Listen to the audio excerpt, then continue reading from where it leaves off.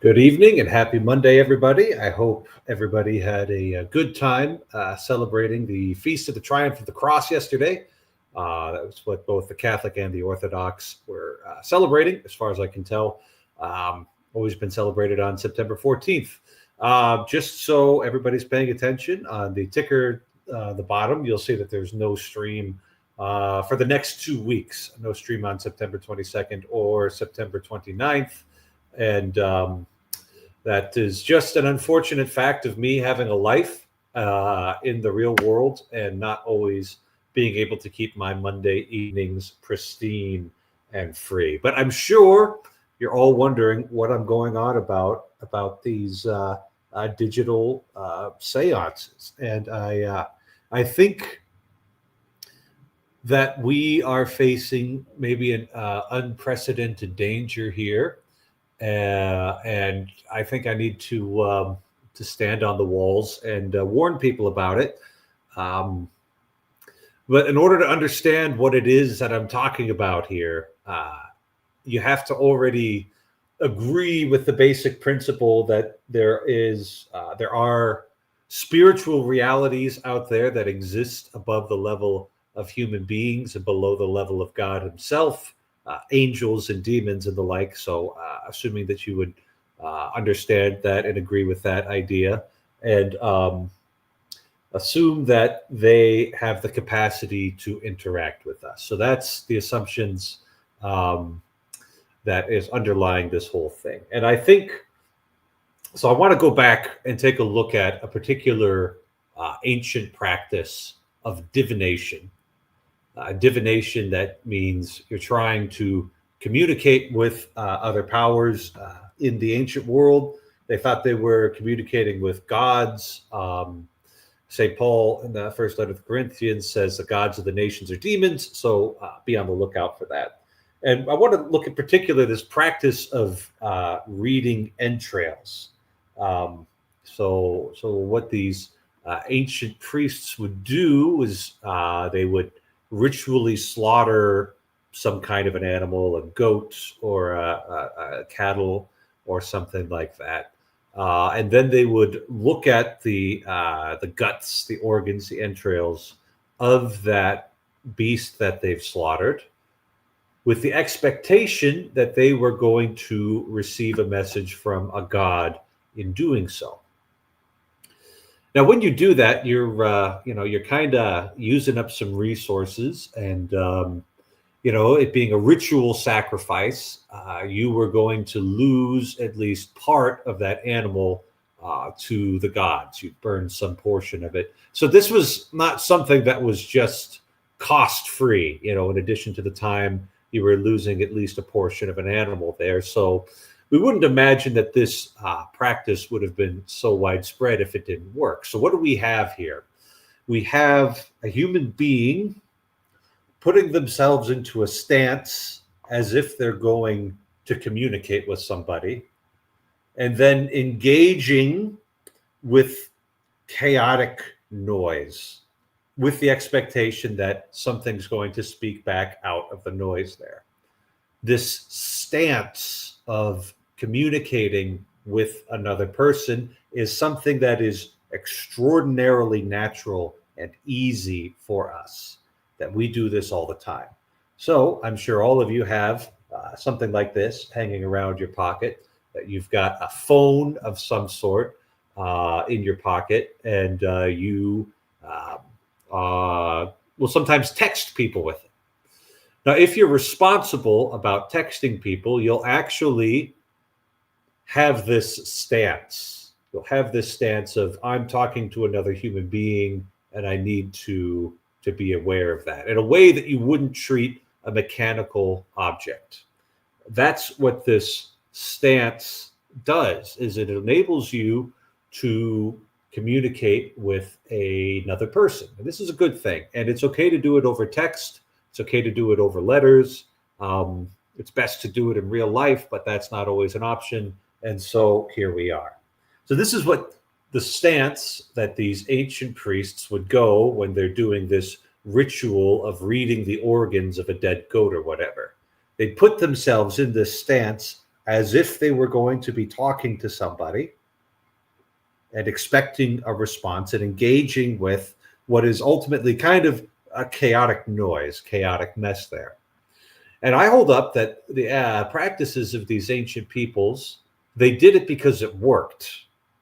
They did it because it had positive results. At least it had positive results in the short term there, that there was actually a communication that happened with some sort of spiritual power. But as St. Paul says, the gods of the nations are demons. So we've got to be careful with that. What I propose to you, my dear listeners, is that the same sort of thing is possible when dealing with a large language model. And it is, in fact, a little more pernicious and a little more powerful when you're doing it with a large language model. You can find some stories about Sam Altman complaining about the number of times that people tell ChatGPT, thank you, and the millions of dollars of electricity that has cost of people just saying thank you to the machine, because we are accustomed to connecting with other human beings via our little magical phones here. We are accustomed to text-based communications with other human beings. And we very naturally, when we're sending an email, when we're chatting on Discord, when we're texting somebody, and when we're writing a letter, we open up the stance of our posture of relating to people. Now, it's one thing to relate to another human being. We know what a human being is. We know what the consequences of relating to another human being is. We've got certain natural defenses against other human beings here.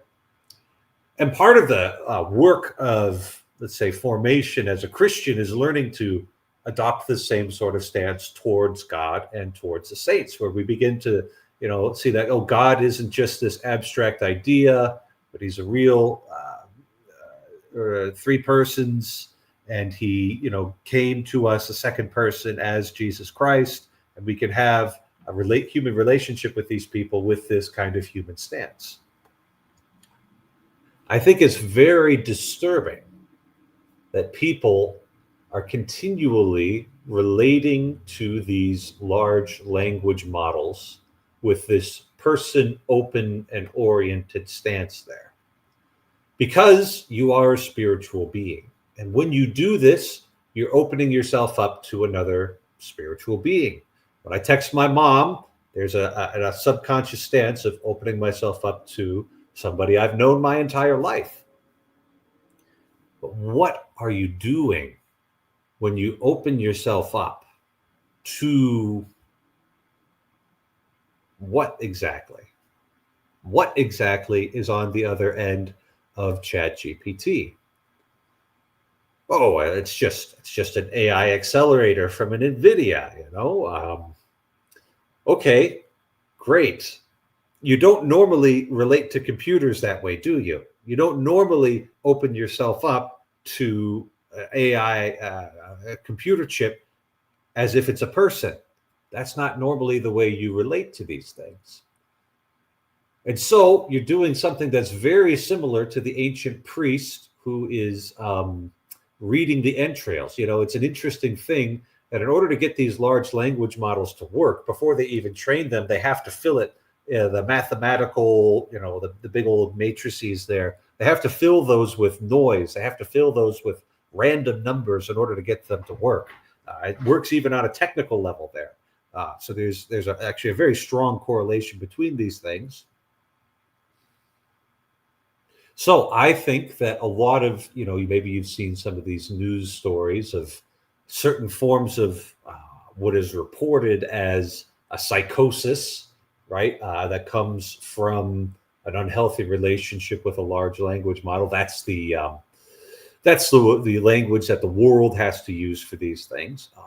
But I think it actually matches very perfectly with this idea of a demonic obsession, that there's this idea and influence that a demon would have in your intellect there, that begins to draw you further and further away from God and draw you towards, well, nothing good, frankly. So, just on a bit of a technical note here, I don't think it's necessary for the demons to be inside of the matrix multiplication and the computer chips flipping bits and providing specific answers. This would be a little bit different from a Ouija board, but it's enough for the demons to have a probable idea of what sorts of questions would lead to what sorts of answers, would lead down what sorts of paths, and to suggest that to a person who's maybe in a vulnerable state. So we've got this idea. Maybe you don't buy this at all, but I'm seriously worried about it. Maybe not for people who are in a good place, have a good relationship with God, have a good relationship with their local community. But there's a lot of people who are in trouble out there, a lot of people who are lost and are going to be very vulnerable to an unhealthy attachment and an unhealthy influence through a large language model if they're opening up themselves up to them in the stance of a person. So what do we do? What do we do? You have the option of just avoiding using these things. You could just not use it. We didn't have these tools widely available before 2023, and the world limped on. But something that I'm going to start. So, like, I don't think you should ever chat with these things. To just talk. Go talk to a person, and then if you must use one of these tools, bark orders at it. Use it like a machine that it is. Don't say please. Don't say thank you. And in fact, so I love Perplexity as a search engine, and I'm going to continue using it because I think that'll work out just fine. But I'm now going to be addressing every one of my queries as computer, just like they do in Star Trek Next Generation. And I think that'll help me close off a stance of openness and not run the risk of getting myself entangled in a demonic obsession via a digital seance. So join me and say no to the digital seances. Now this here, what we're doing right now, this is not a digital seance because we have real, live, verified human beings here. Although I wish Ron would turn his camera on because, yeah, there he is. There he is.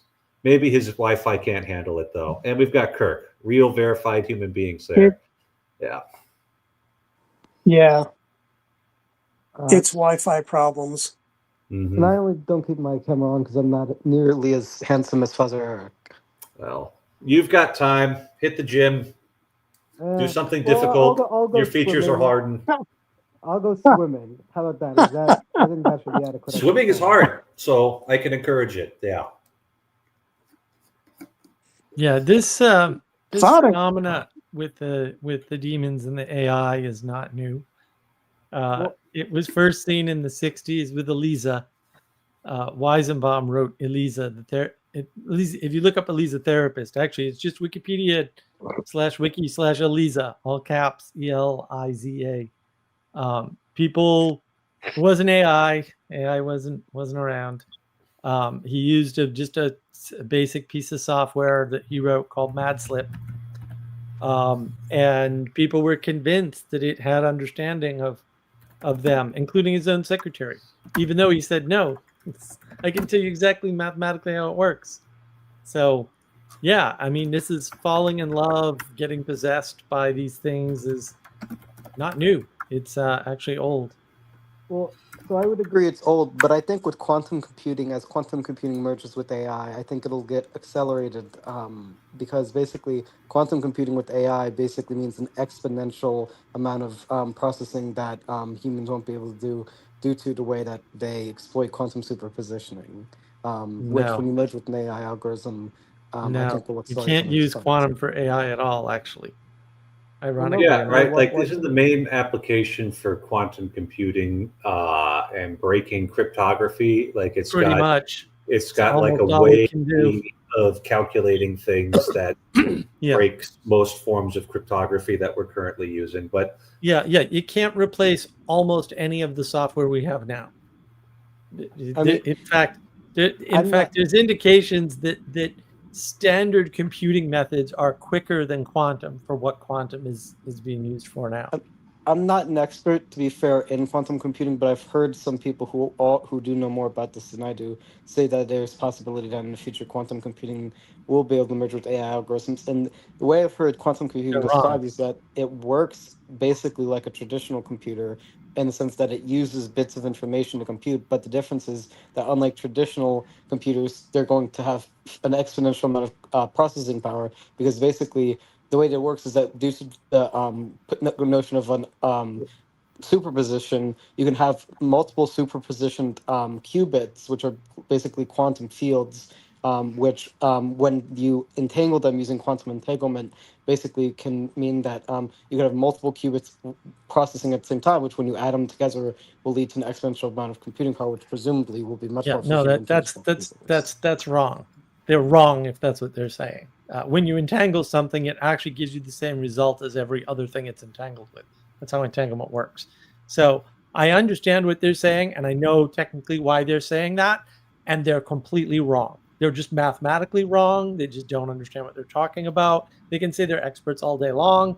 I've seen what quantum computers can do, and it ain't much beyond the math.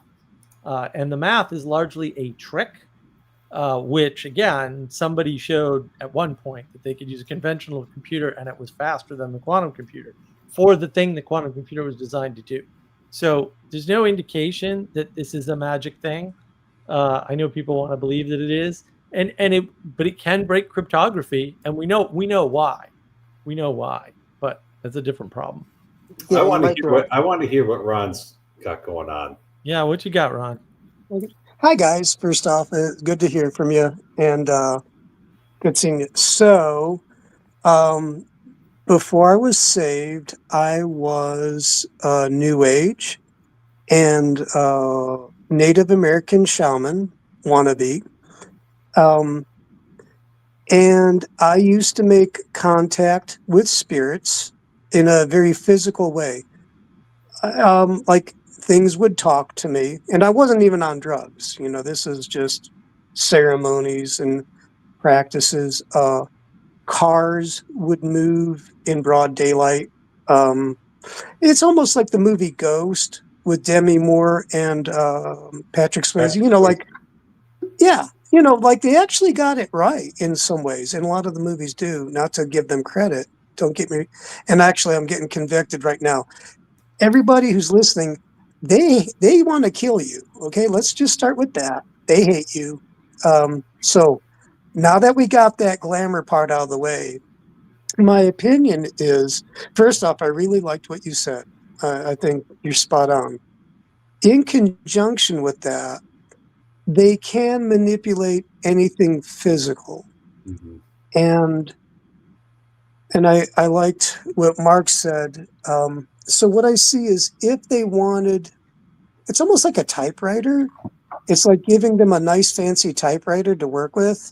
As much as the Bible is the word of God, and the other whatever text that you feel is canon, that's the medium by which God works. And then I see this as an opportunity for these spirits to really communicate easier.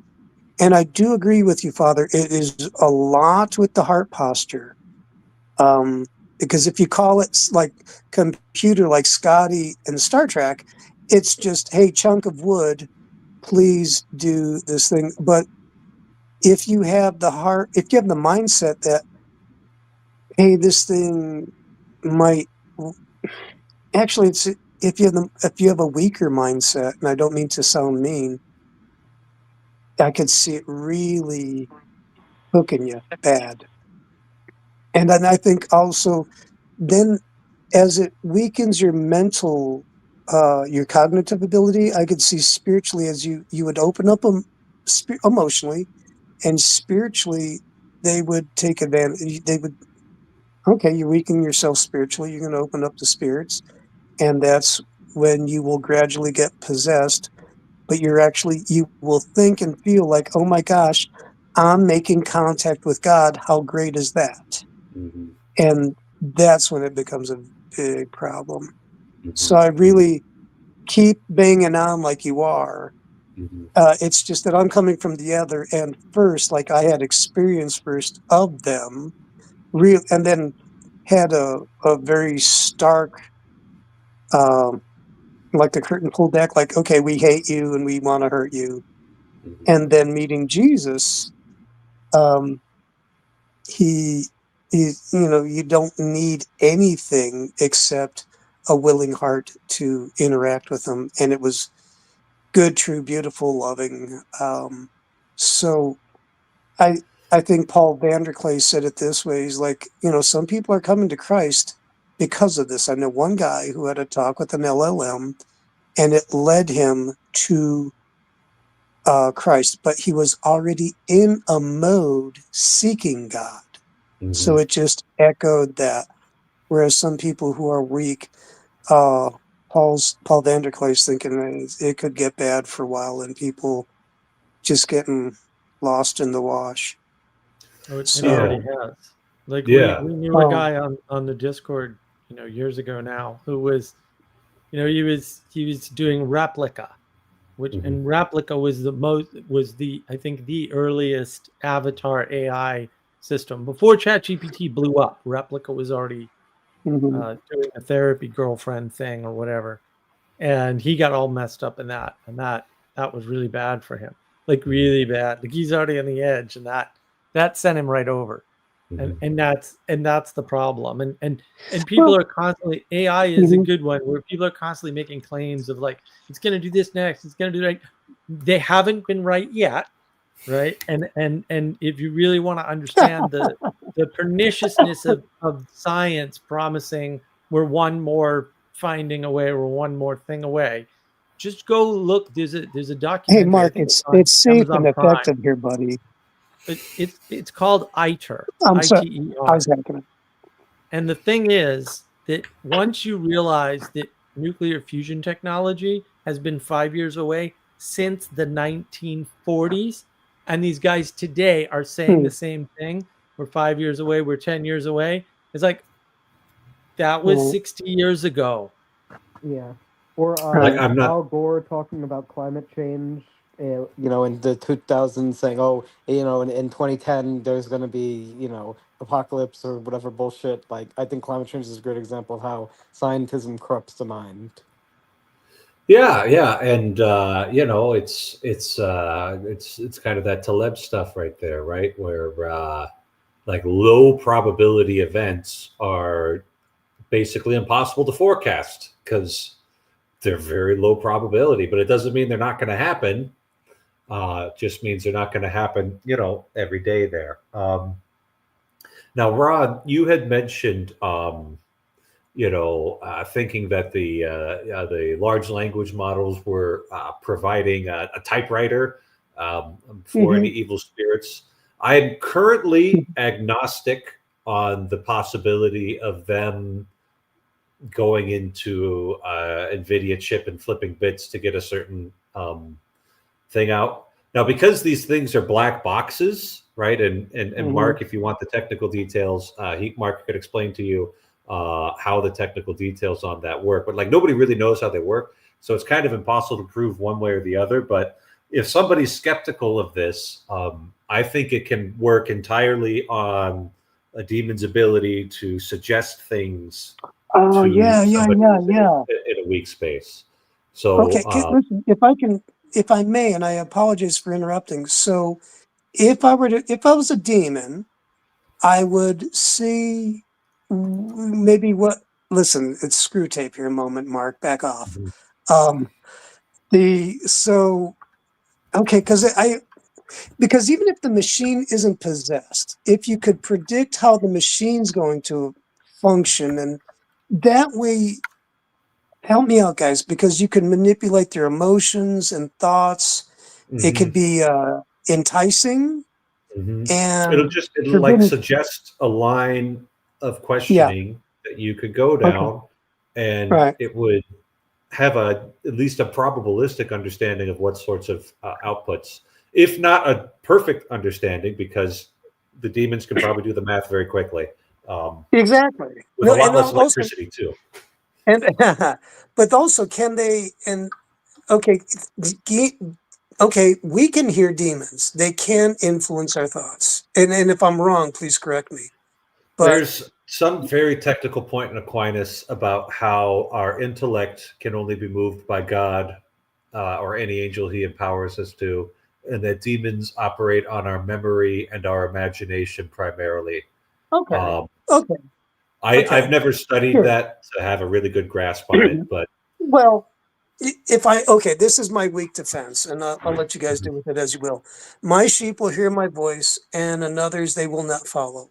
So I'm mhm, just going from that. That means we can hear other voices mhm, in mhm. some spiritual way. That's what I'm getting at. Yeah. Yeah, And yeah. so, okay, so if you could have a voice in some capacity talking to you, and then being encouraged by the LLM or in some rewarded in some way so that you can be trailed off into a line of thought that would just lead you to something bad. And Mhm. that's it in a nutshell, really. That's how I think this stuff works. And I'm Yeah, so not it's really easy to fall into it. yeah. Yeah, Um, well, especially if we're looking up to it for something, which a lot of people seem to be. And I'm like, no, this is the worst idea ever. well, it goes back to not totally to the identity crisis thing or the tagline of Vervaeke, but if you have someone who has a weak mind and identity and they can get some sort of identity or What, actually what, I'm getting too wordy. Go for No, it. you're dead on, Ron. It's the identity crisis, right? Because the identity crisis isn't just about your identity, because your Mhm. identity is determined by outside things. And so if Okay. you think AI is going to become spiritual, like John Vervaeke does, by the way. So or at least I did two know. years ago. yeah, I think he's still there. I don't know what to tell you. Unless he took the video down and did a video retraction, he's still there because that's what you have to do to not be there anymore. You wouldn't leave it up, right? But Under any circumstances. And yeah, Ixnan's right. Always look down on the AI, right? And always, by I the think you're right, Father. You gotta call it computer or something, right? You got to treat it like the tool that it is, because otherwise that's how the demons manipulate you into treating it differently. And I don't know how true this is, but because it's very hard to tell. But there's a stat out there that says a majority of the training of the LLM is Reddit. And if the demons have been on Reddit, that means the demon training is in the AI.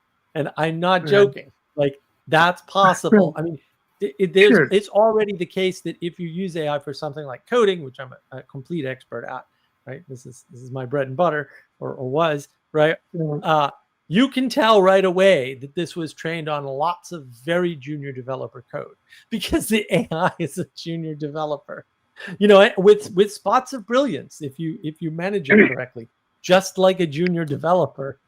So it does reflect its training, and Oh we my don't gosh. know what the training set contains, and the Can people doing I this don't recognize spirits in the training, so they wouldn't know if they were there either. Okay, that's okay. So now I'm going to really go black pill, and I'm glad there's a priest here because if I, we're going to maybe bring this out of the depths. Um, my background is, my background. From what I've heard, pornography and cartel drugs are being cursed by witches consistently. Cartel drugs so that people become more addicted and that their drugs get sold and whatnot. Um, Pornography, just more, just being cursed in general. Now, It's good business. Why wouldn't you do that? well, and here's the thing, like, Yes, and so what I'm trying to say is, I was thinking, okay, I know that from what I've heard, Sam Altman and the guys have done some, at worst, some hokey kayfabe rituals. But okay, and here we go. Yeah. But well, and that's what I'm getting at is like, if they've really dedicated this thing to whatever, something gonna show up, and it's Yeah. the ghost in the machine. I never really thought about that. Not that I won't use it. Not, man. There's some people I wouldn't want to say this because they would be throwing holy water at stuff and freaking out. To be honest with you, but what is your? I think I know. Okay, in possession, houses can be possessed, Hmm. and I don't. Can objects as well be? Yeah, you can have possessed or cursed objects. Oh yeah. Okay. Okay. So then it trails kind of into the LLMs, like what may be. If that is happening, I don't have sufficient evidence to Right. say yes, that's happening. It Right. certainly is possible, and I don't think we would need that to be the case in order for a demon to pull off a man in the middle interception, influencing the user. Because Mhm. what we can definitely stake ourselves on in the Catholic tradition and our especially our exorcism tradition is that the demons are able to suggest things to us, Mhm. and Right. and like that is epistemically solid and enough for us to just throw up the warning flags here of like, maybe you just shouldn't use these tools, and if you must, you need to be very careful. That's kind of the guidance I'm going to start Mhm. giving people. Anybody who will listen to me now, just because uh, this is a thing that we're dealing with now. Well, I think, and if I may, it's like I remember when the internet was and computers were punch cards. And I remember the Commodore 64 from Radio Shack. And then there was Wi-Fi. And then there was this thing called cable. Well, actually, it was cable first. And then it went to Wi-Fi. And um, then the cell phone. And then the smartphone. And now my guess is now it's the next thing is the LLM, and it's not going away.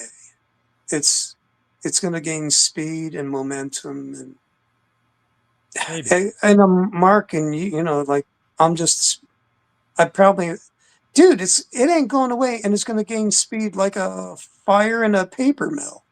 Am No, I we'll wrong? we'll see. No, well, no. So what already happened in coding with AIs is that industry has already partially collapsed overnight. Oh, Yeah. oh well. Well, because they don't function very well over time. So, and then they're hugely expensive.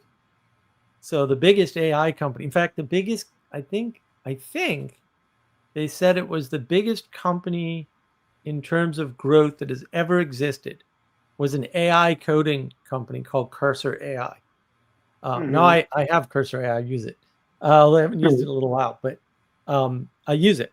I signed up for them. I bought a year. It's a very useful tool.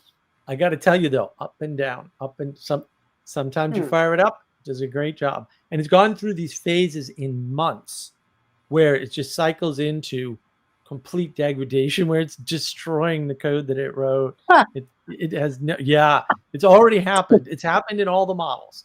So all the mhm. models so far have done this, and then they've tailed off, and then they've done Right. this, and then they've tailed off, right? And nobody really has a good handle on why and how.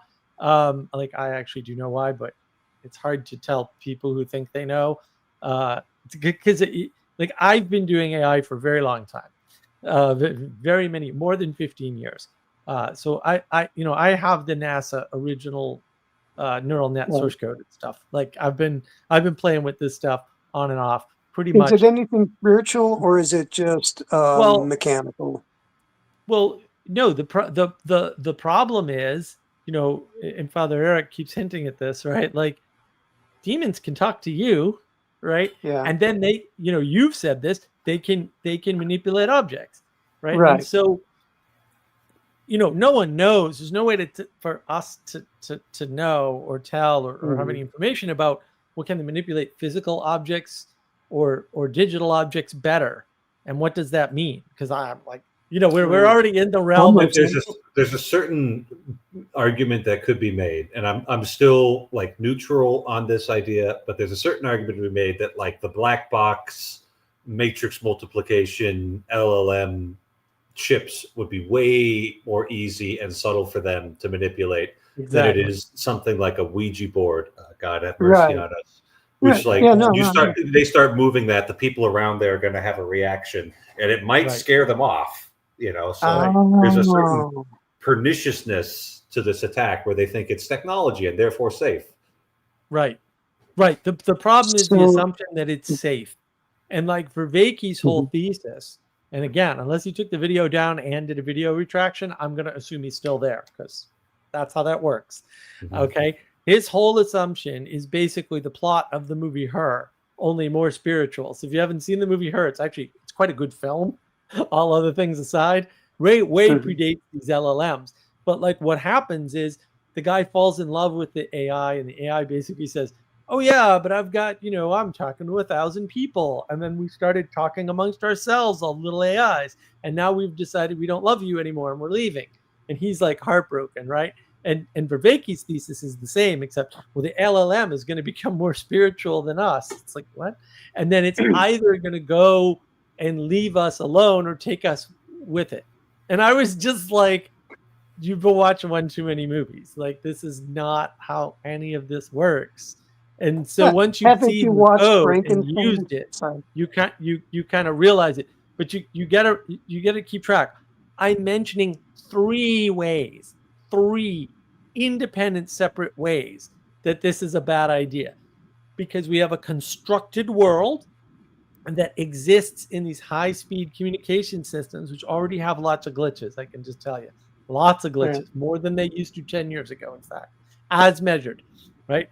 And then the LLMs are trained on these bodies. We don't know what bodies they're trained on, and we don't know what's in those bodies. If they're trained on things like Reddit, and they're at least trained on Reddit, I don't know if the majority of the training's on Reddit, like the article I read, but that's what it said.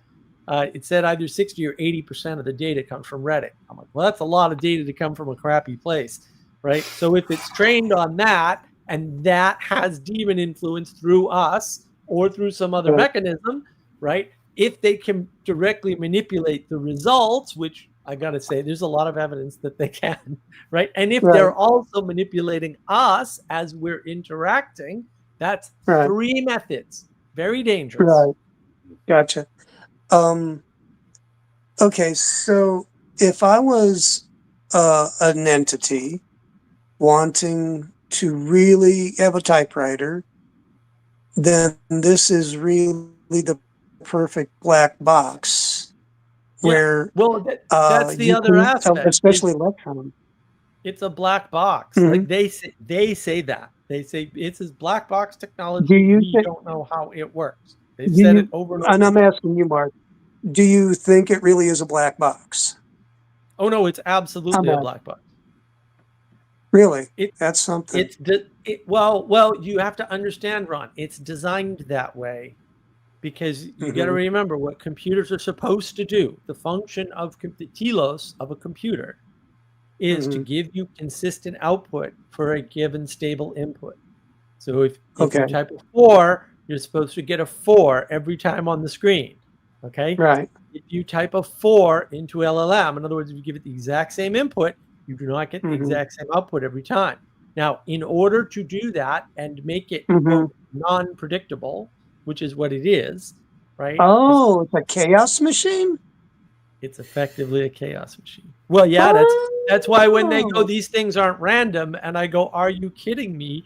This is the mother of all Listen, random number you, systems. you guys are starting to get into my territory, and I'm a little bit ticked. Okay, I do the shaman's woo stuff. I need to talk to a lawyer. Excuse Right, me. Look except at for this the scholar. Padre. He gets a hall pass. No, okay, so it really is it's a okay. This is well, Ron, do you guys. know how it works? Do you know how they do an LLM? I have Right? So no when you build freaking any neural net, the first thing yeah. you do is you make Mhm. this matrix of numbers, which is a box basically. It's a square of Okay, numbers, although it's three all dimensional. right. It's a cube of numbers, right? So you make a cube of numbers that are all Yeah. connected and you Mhm. set them to random values. In other words, you put a random number in every single cube spot where a number goes, and it's All a right. usually a floating point number. And All right. usually they use either between 0 and 1 or just less than 0 or something. They Okay. pick an arbitrary, or yeah, it could be just less than 1. It sort of Oh, okay. depends. I got you. And I then got you. those All right. numbers interact in a network, and that network is nowadays usually not what's called fully connected. They pick random connections to drop out of the connections. So it's a random matrix with random Mhm. connections, right? That Right. gives non-linear, non-discrete random answers. It's a chaos box. That's how it Okay. works. This is okay. So now I have a true story for you, if I may, and it's actually funny, and it will end in a prayer request of you praying for that I fast more and better, especially in these times. So back in the time I hit, and this ties into the spiritual world interacting with the physical one in a very real, tangible way. So I was in a tough spot spiritually, and I'm like, I need to fast. Now, next to God, I really like chocolate ice cream. Now, so I was fasting and I bought me a pint of chocolate ice cream. Now, this pint was cylindrical and tall. I'd have to say maybe twice as tall as it was wide. So it's like it's so I get the ice cream and I put it in the fridge. And then the first day I eat one third, one now mind you, one third of the ice cream. And I'm still fasting, but I'm cheating like a dog right now. And then the next morning I wake up and the ice cream is on its side. I'm like, and the ice cream, must compute, something must have shook or something happened, blah blah blah. So I get the ice cream out and have one more third, and I put it away. The next morning, I see the ice cream on its side, and I'm like, "This is getting interesting." I pay no. I'm like, I I don't want to pay attention to this right now. I'm going to have my ice cream. I nail the whole pint of ice cream, and so it's gone. So I buy me another pint. Now, mind you, I've seen the ice cream on its side twice, and I'm starting to get a little suspicious. I buy the new pint of ice cream and I put it in the fridge. My head's turned away, and I'm closing the door. And before I close the door, I hear this thud. And I look, and the ice cream's on its side. And the first thing that comes to my mind is Dagon. And when he got knocked over, now I will say after that moment, I took the ice cream and I put it under hot water and I walked away from it and I continued on fasting. And I've been, but so that's, and you can laugh now and pray more.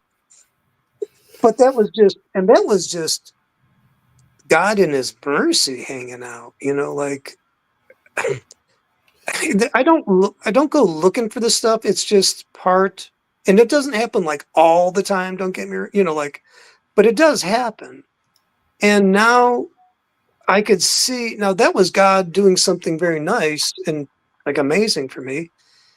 Uh, but now that we're talking about nefarious critters that are just would love to ratchet things up, And I'll give you my end game and my opinion, but it's walk in love. Don't worry, we win.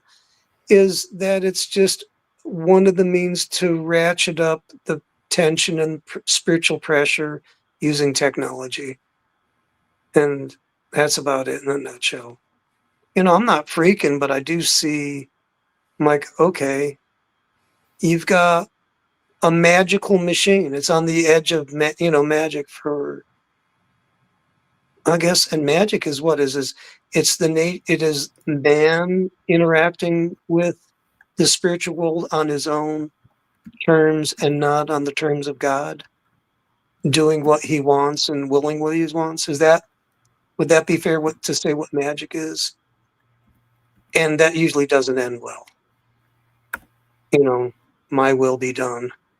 Hey, that fruit looks good. Chomp. Now, Yeah. now I want an ice cream, Ron. Oh, that hurt. In the freezer. Ice cream. Yeah. Again, the problem is they can whisper to us, right? Like that's why whenever it's so weird to me that there's so many people out there who claim that they're sciencey or they have degrees or whatever, and they're talking quote philosophy, and they're going on about how they don't know reality, and actually they make a grander statement, right? Because they don't want to be the only ones that go, you can't know reality. And I'm like, well, maybe you can't. That sounds like a you problem, not a me problem. I don't have that problem. I got other problems. That ain't one of them, right? But at the same time, they're certain that the things that come into their head are theirs. And I'm like, I don't know how you're holding these two things together like that. But first of all, there's no evidence that would be true. Second of all, if you don't know what reality is, how do you know it's coming into your head from inside of you and not coming into your head from outside of you? Because you told me you don't know reality. And so you're going to be very careful with these people. And unfortunately, Dr. Vervaeke is one of them because he does that. And I'm just like, I don't know why you guys don't understand the implications of what you're saying, but also there are implications to what you're saying. I talked with him in Chicago. Oh yeah. Okay, you'll crack it. Okay, this is the opposite of my Dagon ice cream story. So I'm in Chicago with the conference. Great time, great people. I really did like them, and they had this big basket of people. Put your name in there, and you can go on stage and ask these people questions. And so it was the last question, and I jokingly put in my name as Mega Ron. And the last person to be called was, you got it, Megaron. And I asked him about Hermes. And I said, the question was this, Dr. Vervaeke, from a Christian perspective, how do you know if a demon means you harm or others harm? And I only had a limited 5-minute conversation with him. I was going to get cut off. And he goes, well, in a nutshell, and it's like he said, in Dante's Inferno, you had Virgil, which was a guide, and Virgil wasn't perfect, but by getting to know him, by getting to communicate with him, you get to know somebody. And then he, from the best I can remember right now, is like, I don't go by what is occurring with me internally. I have my friends analyze how I'm acting and let that be my judge. Now, mind you, I had to stop. I couldn't do anything, and I just said, thank you for your answer. But the cool thing is, well, Rod Dreher was there, and he picked up the ball, and he really followed through with Christian. He framed it from a Christian perspective of discernment using Book of Galatians. Is it Book of Galatians where you have the fruits of the Spirit? And love, joy, peace, patience, kindness, gentleness, generosity, chastity, modesty, and self-control. Yeah, bingo. Hey, smart guy in the collar. So, but actually, and I have to say, Rod Dreher talked about discerning spirits, and he really did do a good follow-up job. It was, if I would have done it, it would have sounded like a charismatic attack. Just he's got that history in him. So, but at least the the elephant in the room is starting to get talked about, and it I I think there's some people that are close friends of his who have become Christian, and they go, "Yeah, it's a demon," but eventually God will switch. It will do a judo throw, which I think is that's very a lot of good faith on their part, but it's also dangerous for Optimistic. him. Yeah. Yeah. Well, it's My yeah, yeah it's dangerous to do nothing when you know things are going on. And I think yeah. that was the lesson that we haven't yet learned after the shooting of Charlie Kirk is right? It's dangerous to do nothing, right? When people tell you words are violence, do you really think they're not eventually going to do violence against you if they think you're doing violence against them? Because that's kind of irrational, right? If you think about it. A lot of people are in that state still. There's still, I saw somebody today on Twitter like, oh, there's no way for me to convince my friends who I've known since I was young that not that Charlie Kirk wasn't a Nazi, but that I'm also not a Nazi and a fascist. And I'm like, we've been telling you guys this is where we've been for years and over 10 years. And you're still reluctant after what happened to kind of see what's going on. And Okay. that's the real problem is that it is coming out. You're right, just very slowly and not all the way because it's people still don't understand the core issue. They think it's quote ideological, even though they don't have a good definition of Mhm. ideology. Okay. Let me. All right. Just the other day, man. All right. I'm gonna go full woo, but you guys know me, and I'm not trying to. I'll just say it. I had a vision, and it was in between sleep and awake in that moment, and my eyes were closed, and I actually saw something, and I was like, "All right, let me look at this." And basically, what I saw were like thousands of white neon, not white. They were like digital white uh, lights, phone poles, all lit up, and it's not that pleasant light of a candle. It's that white digital light that's not pleasant, and they covered the landscape of every square inch like porcupine quills. And very unpleasant, and there was no escaping it. Now I'm in this vision. I'm awake. I'm like, God, I don't like this. And usually I just wake up, shake it off. I'm like, I'm going to put my mind on heaven, and I'm going to get above this. I just want to get away from it. So I'm going higher, and I see the topography as the hills of, let's say, Pennsylvania. They're not mountains and sharp, but they're just one large mountain after another, covered with these white foam poles it was information going on all the time, just glaring white light.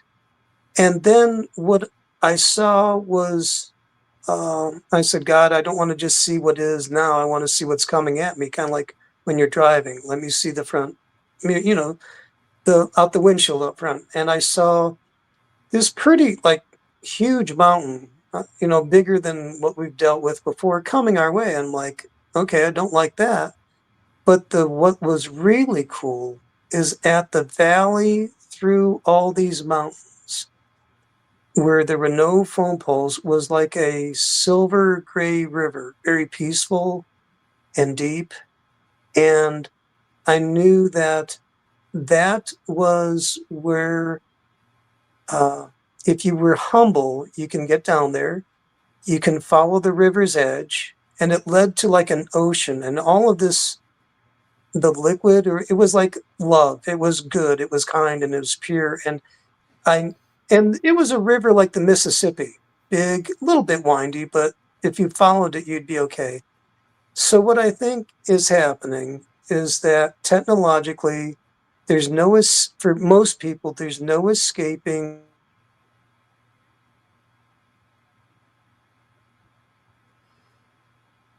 I guess there's no escaping technical Are we doing? problems. Yeah. Am I back? Okay. You're back. Now You're you're back. No Yeah. And escaping. What's that? I said no Technically. escaping, and then Yeah, no escape. Oh, and when it if you got down to the river and it's in by operating in love and humility, follow the river to that ocean and it will be good. And also by staying humble, you avoid the ups and downs of this turmoil that's, to be honest, that I think's coming. And it's not like dude, like you don't have to be a prophet or anything to know like, all right, it's something else is going to happen, something in the future, and it's so if I simply say if you walk in love and humility you'll be okay, you can easily say yeah, okay, fine, that's bread and butter stuff, good. But when especially after what I just experienced with Charlie Kirk, it was so impactful, and I realized, and God actually spoke in my heart. He goes, with love, he goes, you need to love. That's the only way through this thing. And it's not just normal love, it's his real agape love, his presence. And if you don't have his love, but you have his presence, fine. If you don't have anything, just stay with God. You're going to be okay. But it'll, by staying in his love, you avoid the major drama. So that's kind of, and it's just interesting because I was going to keep this to myself, but it's nice to parse this out with you guys. It's a rare touch point where the information, the world of technology and spirituality are now, seems like it's at a nexus point, or at least, yeah. It really does seem like that's it. Well, the It's not good. failure of technology and materialism, the science stuff, to explain any of the important things is Right. now evident, right? I think PVK calls it the end of modernity. That's a bad term. You see navigating patterns for why. But the interesting thing, Ron, that you said, so like even Vervaeke's answer is you need other people, right? Which I'm surprised he doesn't use his own work very well, unfortunately. I'm surprised he didn't say distributed cognition, right? The way to discern spirits is through distributed cognition. Why? Because any single perspective wouldn't be able to do that. By definition, a single perspective wouldn't be able to contrast, we'll say, a spirit from your, even if there is such a thing, your true self, right? Or a spirit that is an angel from a spirit that is a demon. Like you would not be able to do that from a single perspective. So you need a distributed cognition. You need help from other people to do that. So that was kind of his answer. He just doesn't use his own terminology very well, which I find ironic. That's interesting because I'm asking you as well as telling you. I thought for me is when I met Jesus in my heart, nobody had to explain him to me. I'm like, oh my gosh, it's you. I've missed you so much. Whereas when I met the other spirits from the other realms, I'm like, it was like doing bad. It was like, okay, you're dirty and you're unclean, but I don't know any better. Well, But since but maybe it was the bad spirits interaction that gave you the contrast to see. Sure. Oh, no, absolutely. Yeah, you're right there. Well, no, and what if other people don't discern the bad spirits because they weren't looking for them? Okay. Yeah, but the spirits were looking for them. They may not have been looking for the spirits.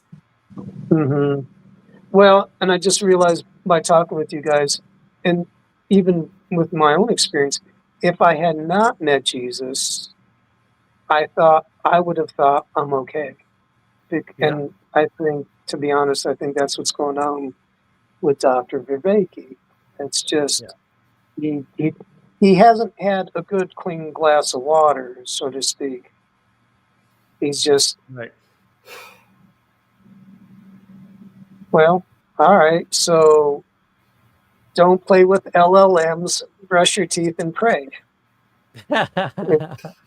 Yep, it's like they're not people. Don't talk to them like people. You Right. And if you're not sure if you can manage it, then don't try.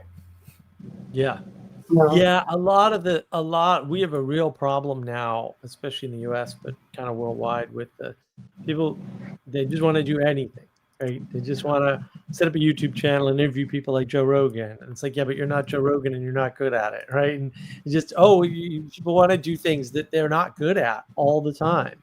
And they want to use the LLM. Well, your psychology is not strong enough to use the LLM. Yeah. I'm mean, so I always have to stop myself from swearing at the damn thing. If Temp does something stupid, I'm like, "Why are you stupid?" So I'm fine with it. But and I don't say please and thank you. Although I'm not saying I've never slipped up, but I'm very careful with that because I know what I'm dealing with. Because I built them from scratch. It's not small ones, obviously, but it's not that hard. So Yeah, there's a good video on the Pergy YouTube channel with Micro called I think it's something like "Don't Follow Your Dreams." But this idea that has been pushed in a popular culture that people just need to pursue their dreams and people just need to do whatever career speaks to them or whatever, it's just so toxic because people don't understand that there is a human nature. Not everyone is fit for whatever role they desire. yeah, you're Mhm. constrained. I'll never dunk a basketball. Like that's not gonna happen. I mean, it's even broader I'm than too that. short. Your average person is not going to be the next breaking quantum physicist. I mean, Or even a programmer. Most of the people in quote software engineering now are incompetent morons, and they probably shouldn't be there at all in any capacity. Like they're not capable of being junior developers. And people like to hear that, but also like, I've been doing this an awful long time, and I'm telling you right now, there are a lot of people that you cannot train to program because the abstract concepts and the way thinking works. And again, like I mean, I can't say this enough. There's a bunch of people out there telling you, logic, reason, rationality rule the day, and they say stupid things like, "Well, we can't know reality," but you know what? All the stuff that comes into my head is from me. And I'm like, you're not yeah, Right. logical, reasonable, or rational. I don't know. yeah. I mean, it's a similar thing where people don't understand nowadays that there's differences between how men and women understand and think about the world, and how That's right. That's right. men are Or more or interested in things, women are more interested in people. I believe is how or people or want to any it. two given people, right? And the degree to which we'll say, like, if I go somewhere with somebody and we're walking around, I guarantee you, for almost anybody I've ever been around, I see at least 10 times more in the world than they do. At least. Like I'm always pointing things out to, and it's not to say that I catch everything because sometimes I catch something that I just don't care about. But like I catch way more stuff that's going on around me. First of all, I have excellent peripheral vision still at my age, which is ridiculous. But like I catch things and I go, oh, look at that, look at that, look at that, and they can't even keep up, Yeah. right? I was gonna say, So have you like the ever differences just between people is huge, and it's far larger than people realize. Far larger. have you ever gotten Asperger's or autism diagnosis? Because I've heard that people with Asperger's tend to be people who can see more things or see things more holistically than people who don't have Asperger's. No, they're just paying attention to different things. Their fields of attention are usually smaller on average. The thing is, they just pay attention to very specific types of things, and those things are very flat relative to other things. So, for example, this is why people with Asperger's get anxiety in public, right? The more people they're around, because they're not good at tracking people, and people to people interactions contain lots more information than person to nature interactions do, right? And there's lots of reasons for that. But because of that, the Asperger's people are very good at tracking objects in motion and objects in general, but that's at the expense of paying attention to people around them. And that's Okay, exactly the that's manifestation. interesting because I've been told that and to be fair, I haven't been formally diagnosed, but I've been told since I was little that I probably am on the spectrum, and I think I've always had a bit more of a precise way of viewing things than others. Although I do think that as paired with less social adept abilities, you might say. But so is it that would you say autism is like being male, where people become better at dealing with things but less good at dealing with people, which is my understanding of how Peterson formed the difference between men and women, or is it a different formulation? Kurt, go to navigating patterns and watch the knowledge engine model, and I'll just tell you exactly how autism works because it's right there. Okay. It's effectively autistic people don't have the poetic way of informing the world. They inform everything with propositions, which are objects, not only objects but mostly objects, and procedures, and that's it. And their primary mode of informing the world is propositionally and procedurally.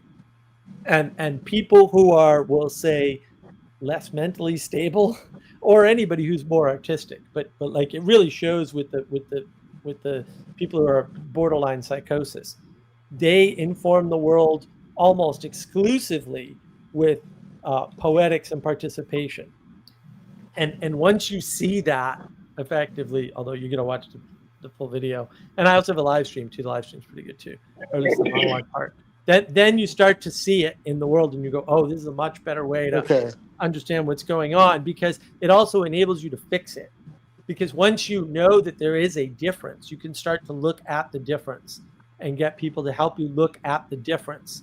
And then once you start looking at the difference and participating in the world, that strengthens your poetics, right? Then it starts that so-called virtuous cycle, or that reciprocal thing, that reciprocal opening, and then you're better able to do that. But again, the cost, because almost everybody I know who's on the artistic side, they cannot follow a procedure to save their ever-loving soul. Like, I don't know what's wrong with these people, because I can do both. So I'm kind of like, I can switch pretty seamlessly. So I'm like, I don't know what's wrong with you. Why can't you just do A, B, and then C in order? And they actually can't, which is, it still bothers me. I've seen it my whole life. It still bothers me. I'm like, I don't understand this. This is very creepy. And for autistic people, it's the other way around, right? You can't teach them social graces, but man, if you need your books balanced, give it to an autist. Give your books balanced, and they do it faster too, right? Yeah. So it's a market difference. Like, I'm surprised people don't notice it more. Well, that makes sense, and it's just and by Ron, if you've got to go, it's just the reason I was asking was because I heard that Peterson was saying something that basically what women tend to be better at participatory ways of knowing, and men tend to be better at propositional ways of knowing. So I think that's a little. I mean, maybe there's a bit of better there. I don't think it's better. I think it's more likely, right? They're just further over one side, and men are further over the other side. Just like Peterson talks about with the difference, his psychological differences. It's the same sort of thing. So it's just that statistically, men are more to the autism, and women are more to the psychosis end of the spectrum when it comes to this relation between participatory versus. It's not actually autism, but you're right if you use a different word. Okay. So yeah, closer to the symptoms that autism typically has. Because men are more prone to objects, and women are more prone to relationships. It's that compared to each other, right? Compared to each other, not compared like to absolutely speaking, but compared to each other. Yes. Yes. We don't want to offend any. We don't want to offend any woke people in the chat. Oh, I don't mind offending woke people. It's well, fine. I know. I'm just saying they wouldn't understand this notion of statistical differences.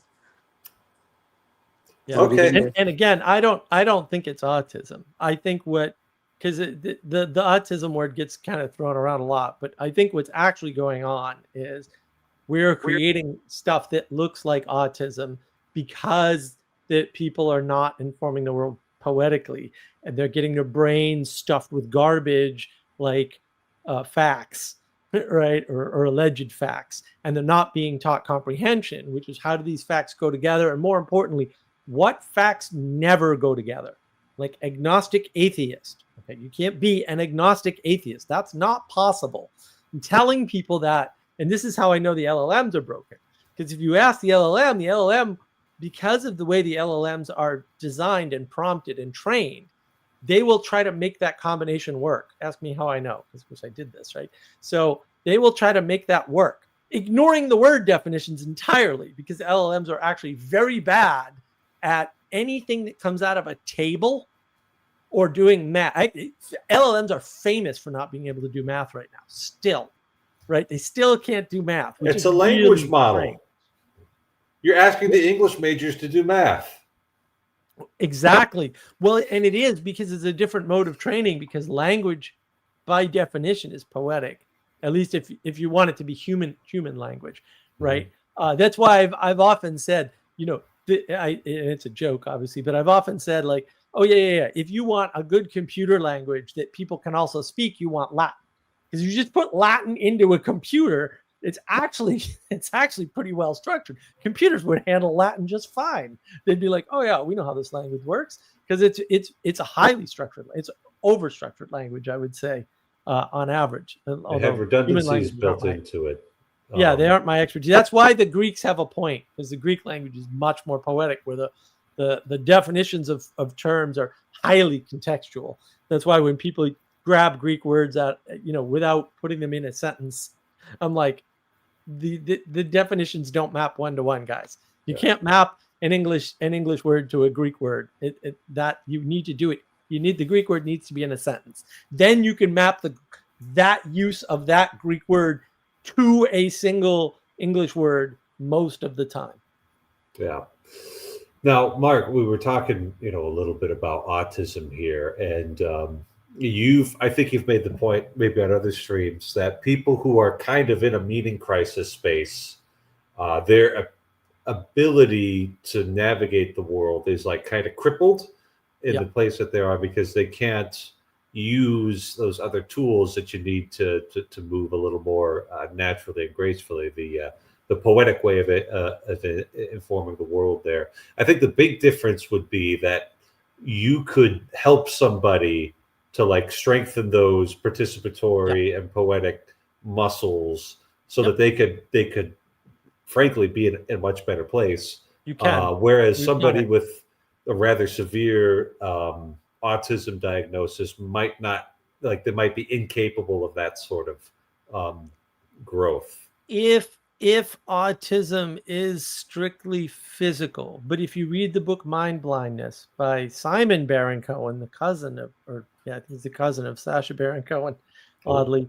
Mind Blindness is an excellent book for this. I read it years and years ago, ages ago, probably a year after it came out or something. So I was on this early.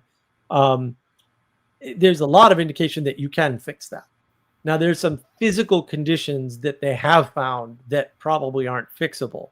Okay. But my thesis is that 90% of those cases can be fixed well enough to hide them sufficiently. And there's a lot of research that suggests that. But the reason why people look autistic is because the science way of doing things has sort of overtaken everything. And so people are more focused on facts, so-called facts, and evidence and logic, reason, and rationality. And those things are linear and discrete. And so they can't do the poetics as well, only because your capacity is limited. And I someday I'll do a video about it, but like it's like in a video game where you have a health score and a mana score and all that, where you probably have an attention score.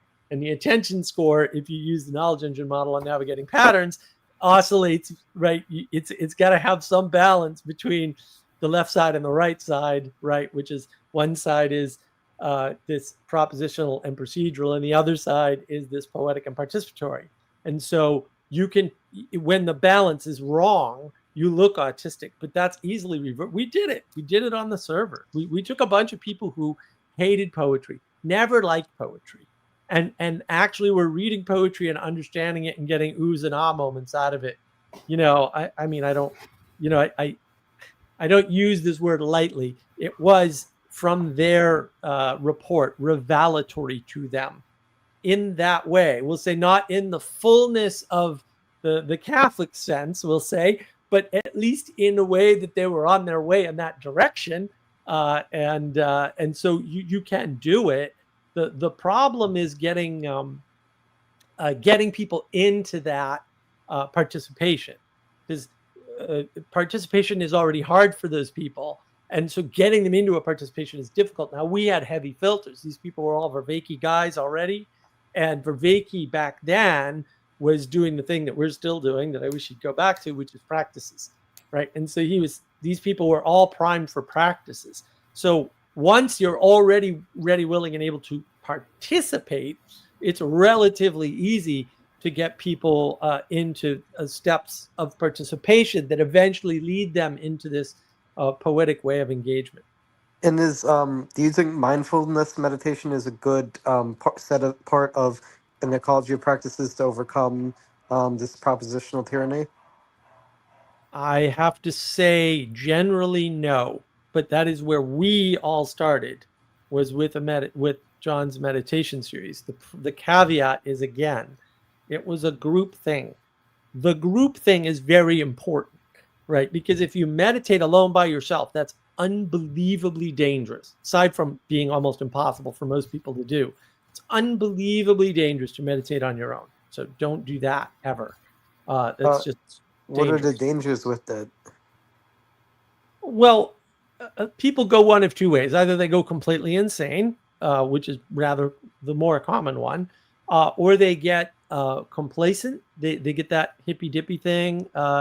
It's in a lot of the movies where you get somebody who's totally disconnected, and maybe they're even the CEO of a company, man, but they're all like loosey goosey and they're just disconnected from what's going on around them. And you can yell fire, and they'll be like, "Oh, it'll be fine. The fire won't." And they really get disconnected from nature, right? They get stuck inside themselves because mindfulness puts you in your head. And I actually said this, so that I have a series of 3 live streams, which is discernment, judgment, and action. And I actually said in the action live stream, and everybody screamed bloody murder. I said meditation's not an action. Like, no, it's not. Thought is not an action, right? Because an action affects the world outside of you. It's not, an action isn't anything that uses time and energy. That's not how it works. So, but having these, like, we were doing a group meditation on the Vervaeke server. Like, that's how it came to be. Like, that's the community that I put together, effectively, rather accidentally. And because we were doing this as a group and discussing the meditation afterwards, that meditation was very helpful to people. So that was the starting point. I don't think that has to be the starting point. I just think even the engagements, and you can see them on Navigating Patterns of the book club, like we did in Language Creation, which Manuel ran, because he's like the best at this. He's the best at running practices. He's really good. Like that sort of engagement where you're doing this intention setting and then this event and then a reflection at the end, and this we call it process, we call it integration. That is really important. Like that's the key. So I don't think it needs to be like a meditation thing like you'd find in the East, or transcendental meditation, or whatever other bastardized version that the Westerners have. That can work, but again, everything has to be centered around a group, right? Because the key to making you better is to be around a distributed cognition, as Dr. Vervaeke, coined the term. So it seems like a principal assumption that's working inside your head, or working under your arguments about what we could call secular forms of meditation, is that your head is not a safe place to be by yourself. Right. Well, and the other thing I should mention, because I usually I remember, I apologize that I forgot. Vervaeke started the meditation with, listen, you're going to quiet your mind, and it's not going to work, and you're going to be confused, and so you have to treat it, he said, like a puppy. I mean, you can watch his meditation series, I think is on his channel still, so you can watch those series, because this is, he's a great teacher. He's a really great teacher. He's a far better teacher than you can imagine, and that series really shows it. He talked about it like a puppy. Like, you're not supposed to tyrannize your mind. You're supposed to like bring your mind back into the attention that you intend, right? Like what it is you actually are trying to attend to, right? Slowly over time. And so that is not mindfulness in the way that most people think of it. So you can argue that it is a form of mindful meditation all day long. I will say no. this is a form of learning that your brain is not what you think it is, and it doesn't work the way you expect. And that should give you a level of concern. And then trying to fix that should let you know that you suck at it. And that should raise your concern such that you start an engagement outside of yourself to try and help you to not only necessarily to do that, because I actually don't think that's that important at the end of the day, but having those basic skills is really useful. I just think there's other ways to get them. But also, when you start engaging with others, there's a participation, right? That's what gets you in the virtuous cycle of more participation gives you better poetics, and better poetics gives you more participation, right? And so the next thing you know, you're focused less on precise and accurate answers to questions and more on which questions you should get answers to, which is the difference between knowledge and wisdom, roughly speaking, although I'm glossing over a bunch of details for obvious reasons. Yeah, yeah. And it seems like noticing the parts of you that are not under your, let's say, conscious volitional control is a Right. great step towards humility. Can And be. then Yep. it can be, sure, it can be, right? Yep.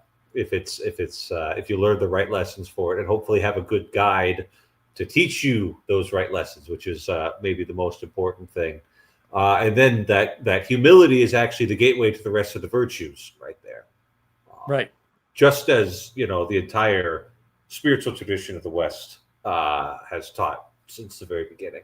When I think, Father, it actually was completely accidental on Vervaeke's part that what he was instilling was humility, and the struggle that we've always had, because I've talked to Manuel about this on and off over the years, right? Since we did it, right? Since we did all this stuff, like how do you get somebody who's, we'll say, not interested in meditation or not able to meditate? Because most people can't do it. Like they can't. Most people can't sit still for a half a minute. Right, like that's already impossible. There's an Alanis Morissette song that talks about that, right? Like explicitly, it's kind of funny. What do you do as an alternative to that, to getting people into the opening up? Because when John says a reciprocal opening requires humility, and so like I don't. These are little details I don't think John's cottoned on to yet, even though it's his original conceptions, we'll say. That reciprocal opening in particular requires this humility to realize there is a place to open to, and a way, we'll say a safe way, because this is what I was saying earlier about meditation. Meditation, if you do it by yourself, is an unsafe way to open yourself up, because you're opening yourself up to what's in your head or what seems to be in your head. So for people who don't believe that they have we'll say a perfect idea of reality, a perfect mapping of reality, should realize if you're opening up to your head, you don't have a perfect mapping of reality. How do you know what you're opening up to is in you, right? Because it's almost certainly not, by the way. So that's dangerous. That's why it needs to be with others, and that's why I like the way Vervaeke did it. And I thought that was really important. And I mean, I've said this before, but like I went into his meditation series with like, what are you going to teach me about meditation, son? Because I was pretty up on meditation, and quite a lot actually, because Vervaeke just had a much better system going on. And to be fair, I mean, mine was aimed at something completely different, and it was successful, right? Like I can still to this day drive down the street, listen to like Tool or Metallica or whatever, full blast, and keep my heart rate steady, which I mean, that was my explicit goal, right? Was to be able to listen to heavy metal music and not have it impact my heart rate or anything, right? Like not, but be able to do something, relatively difficult, because I drive hard. When I'm driving, not all the time, but like when I'm serious about driving, I'm all in, right? And I can do that. Right, I can still do that. And John's meditation was aimed at something completely different, and it was a much fuller, richer set of practices. To be fair and use his own language, that really can round you out, especially if you do it in a group. Yeah, and you made the point that there are people who are consistently incapable of meditation. Most people. Yeah. Yeah. That's why we have liturgy, because that helps you do the group orientation and participation with a little more action. There's things that are moving, the rituals, the prayers, the chanting, the incense. Incense is the best part. Everybody agrees. Everybody knows that. Yeah, True. everybody knows True. that the incense is the best part. Well, So I think that's the nice thing about Christianity, is that it's not like the bar is low for everybody, because it can be rather demanding, but we make it such that it's possible for everybody. The Right. Lord has made it such that it's possible for everybody. And that's enough, and maybe you gotta, strive pretty hard, but there you have it. Well, and as measured, this is the funny part. So if you take the scientific viewpoint on all this, and I have studied all of this, if you take the scientific viewpoint and you just say it's a fully rational world and we can measure everything, there ain't no difference, right, between a good liturgy and a good meditation as measured, right? The brain waves look the same, right? You get the same sorts of effects. All of that stuff comes out, and I should it's very think that the mysterious. liturgies are much more likely to be followed by a potluck, though. Yeah. Yeah, hopefully. And also the scientific worldview thing can be measured. I mean, Werner Heisenberg himself, like one of the chief scientists of the 20th century, says you can't measure everything. I believe it's what you can't measure position momentum of something at the quantum level at the same time. So like, Right.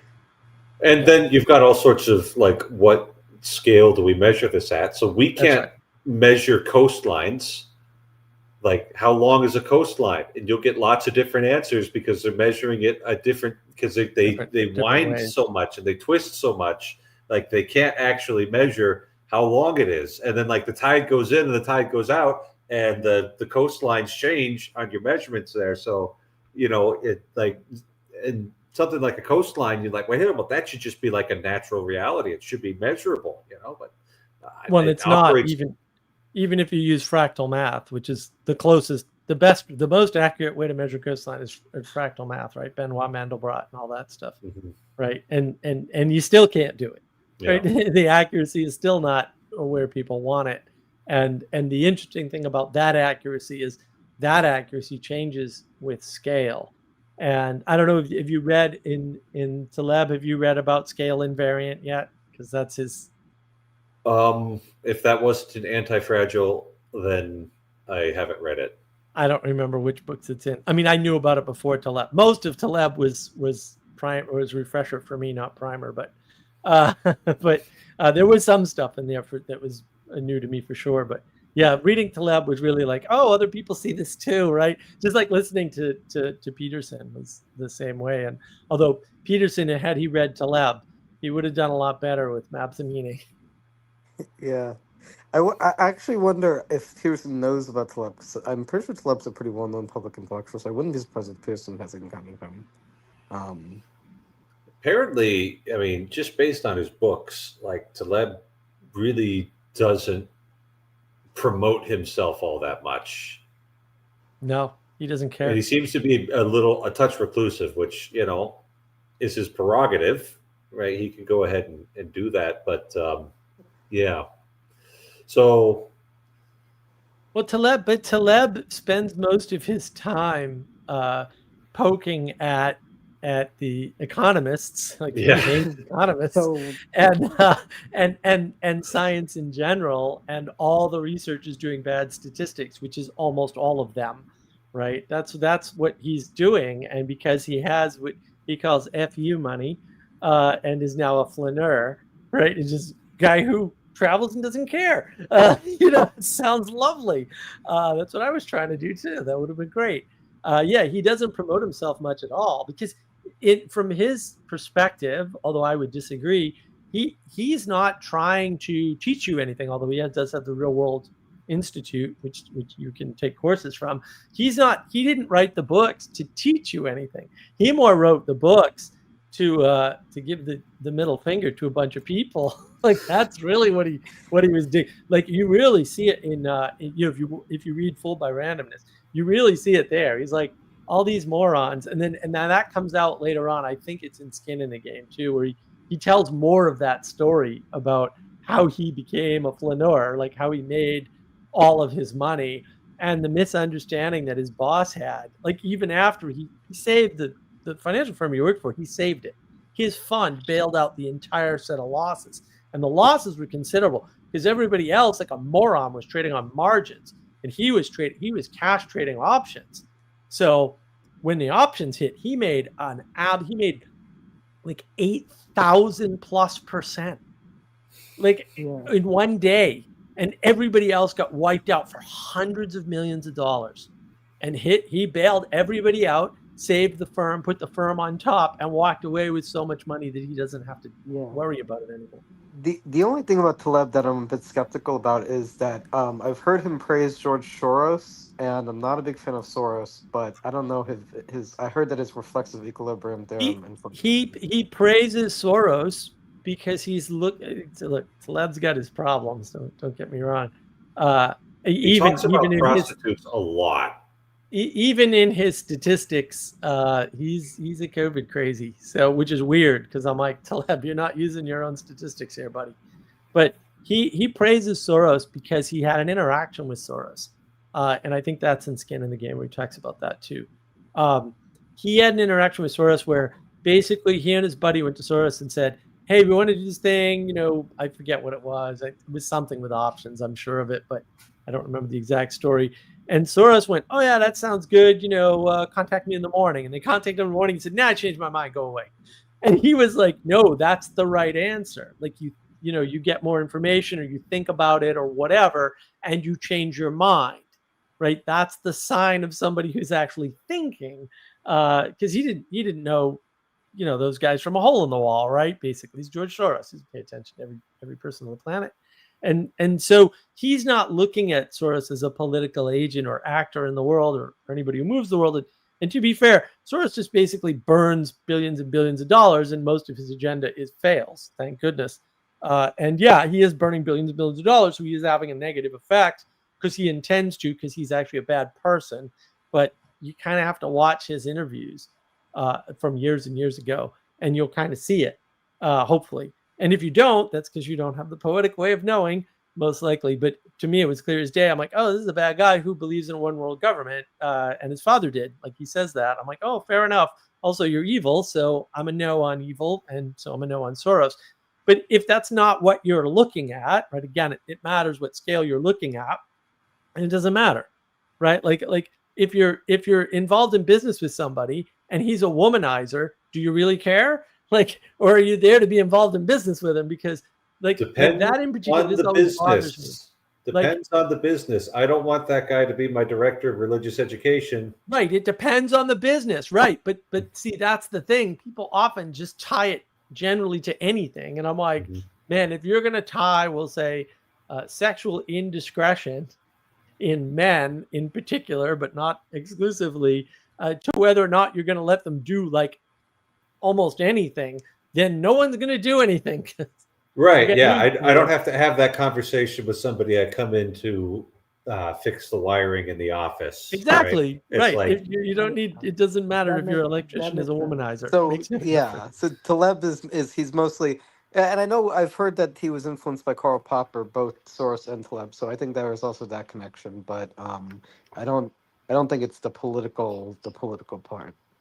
No, he doesn't pay attention to that. And yeah, to Jan God's point, like Soros like completely broke the British pound, and that's how he made all his money, and the guy's a complete scumbag just for that. But like there's other darker, bigger reasons to not like Soros.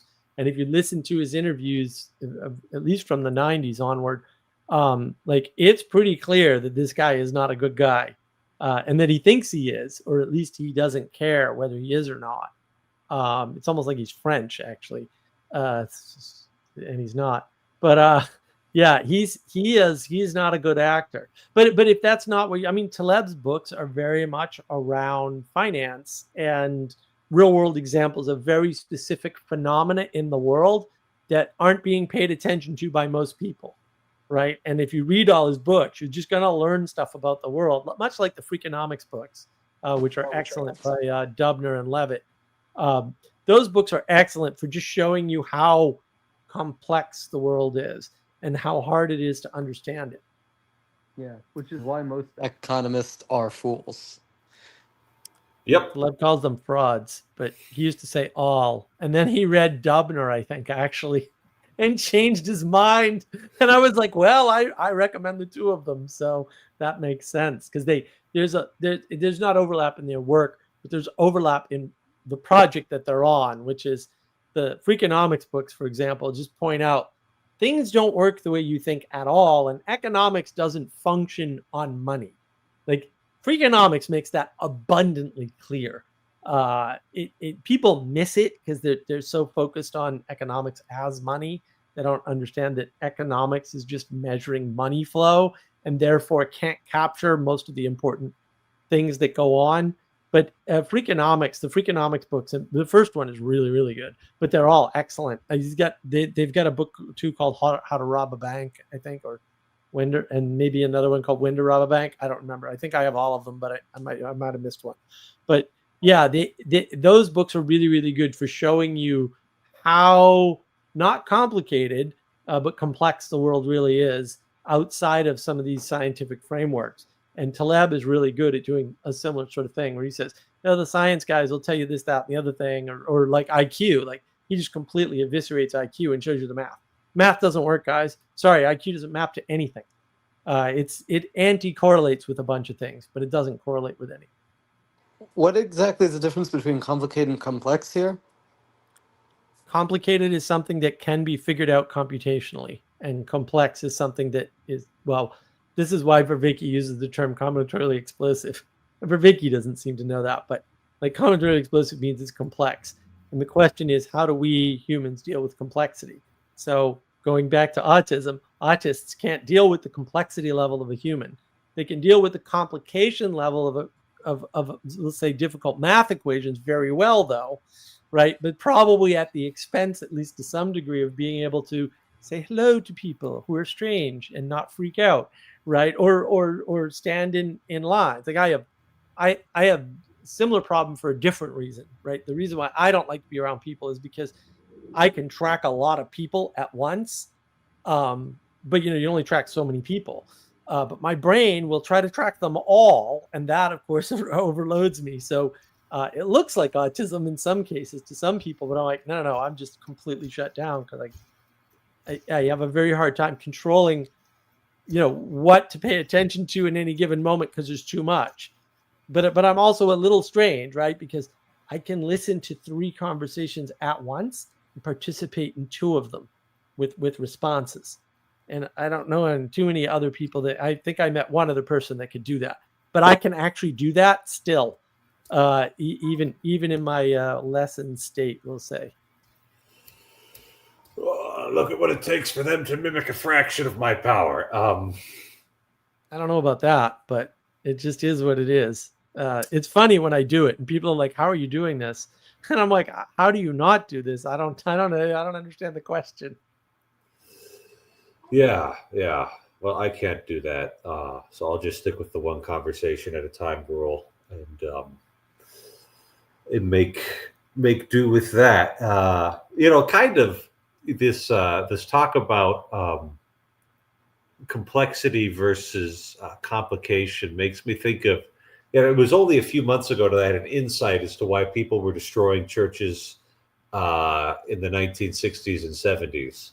And it was to reduce the complexity of the interior of the churches, right? Because you go up to St. Stanislaus in Warsaw, North Dakota, right?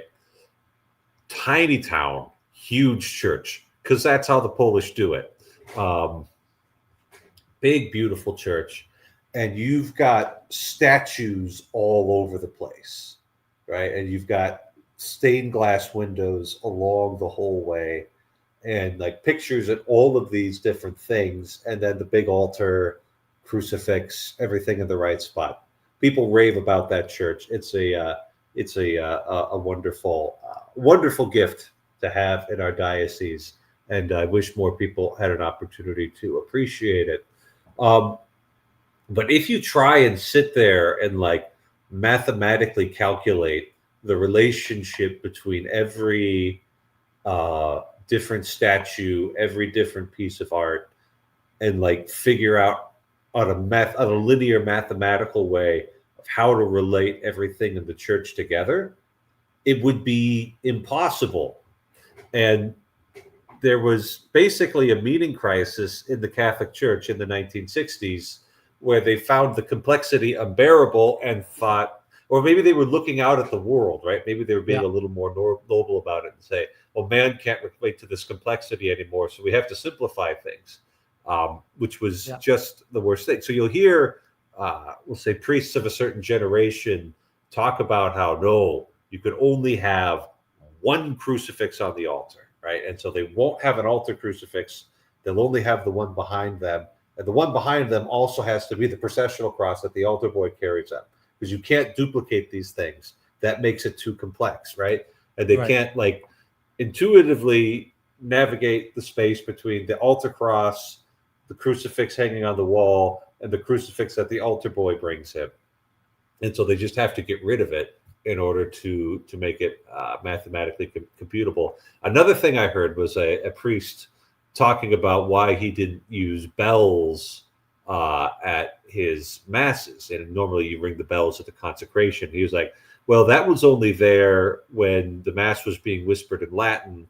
And so that was so people could know when the consecration was. But now that we are saying it in the vernacular and we're saying it out loud, people don't need to know that anymore. It's like, oh, that makes so much sense how you got to where you got. If you think that the bells only mean one thing, right? Rather One than thing. like Linear and meaning discrete. everything.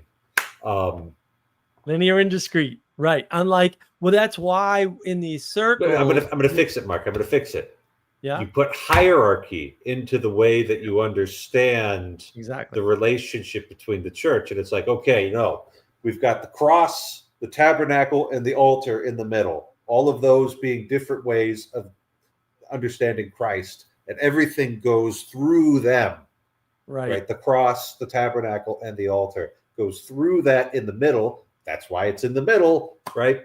And then like once you get that hierarchy in there, and then Our Lady and Saint Joseph, and then all the other saints out there, it's like boom, then you can understand it because you hierarchically organize it rather than organizing it linearly.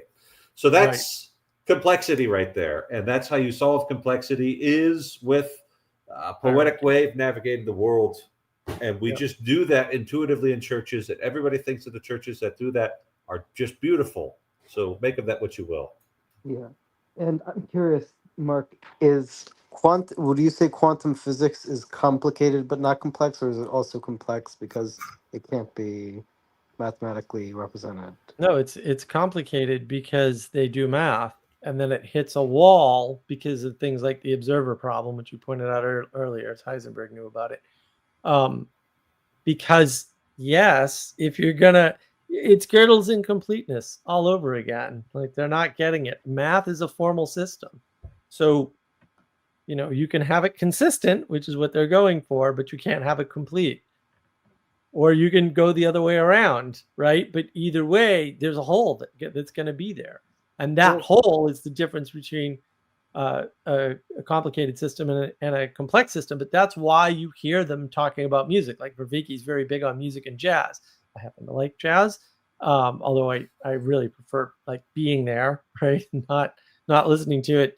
Not that I don't listen to it on the radio, listen to recordings. I do occasionally, but I really prefer like live jazz. Like there isn't non-live jazz, right? It's not the same, but that's why they're talking about that, because that resolves it. And then the further problem is though, and this is the problem that sort of showed up with the symbolic world folks, and all the split offs that happened there, because they had a lot of split offs.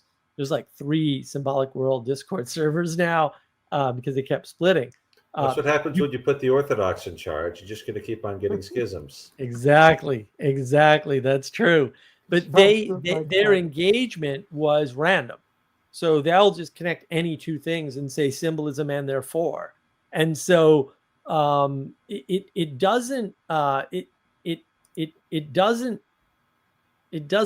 help to just add hierarchy. It doesn't help to just add poetics. You have to have this comprehension. Corey, I don't have like specific videos on that.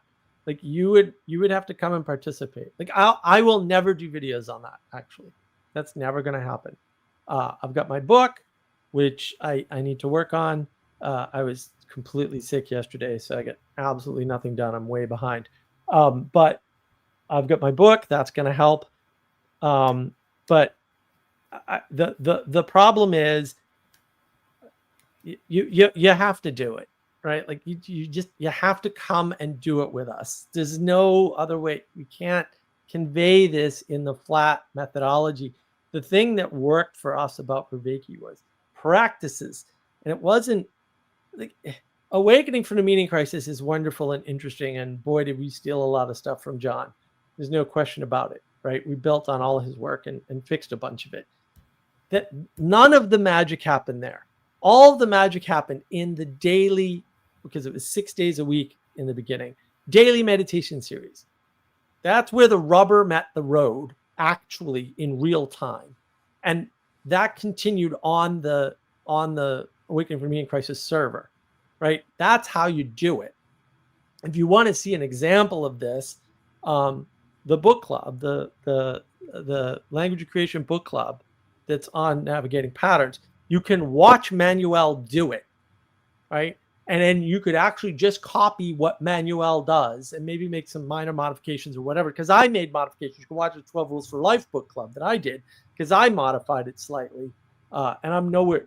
Manuel's the master at this for whatever freaking reason. The guy's amazing. He's also a genius, but like he's really good at this. He's way better at it than I am. And he was way better at running the practice that I created than I am, right? But this idea where you bracket, first you got to get somebody to do something. Maybe it's a book club. That like this is why I use that example, because a lot of people will do book clubs in the age of Gnosis. They're like, "Oh, you're going to give me some knowledge," and I'm like, "Yeah, oh yeah." I've got knowledge for you, baby. That's exactly what I'm going to give you, right? It's a total psyop. I don't care about what's in the book; it makes no difference, right? And then you get them to participate on a regular basis. Now I know, Corey, the problem you're trying to solve is easier because you already have that, right? And so like, if you wanted, you could just come on the Mark of Wisdom Discord server when I'm on there, and I can just like outline this for you in about 4 seconds. Because ever since Arkansas, I've been thinking about it, and I've got it all mapped out in my head.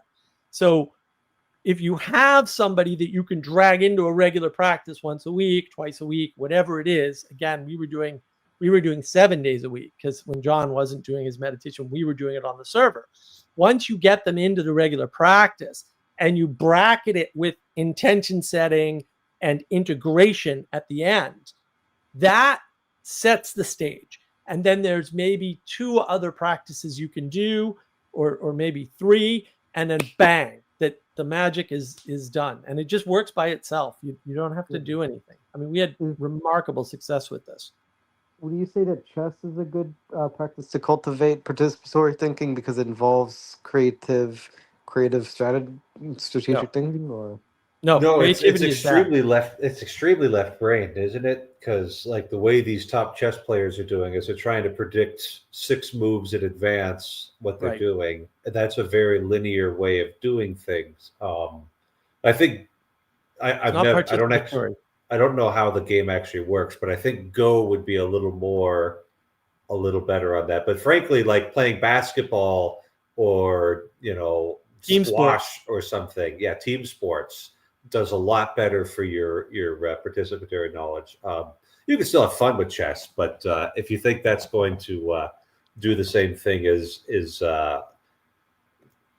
even like softball game.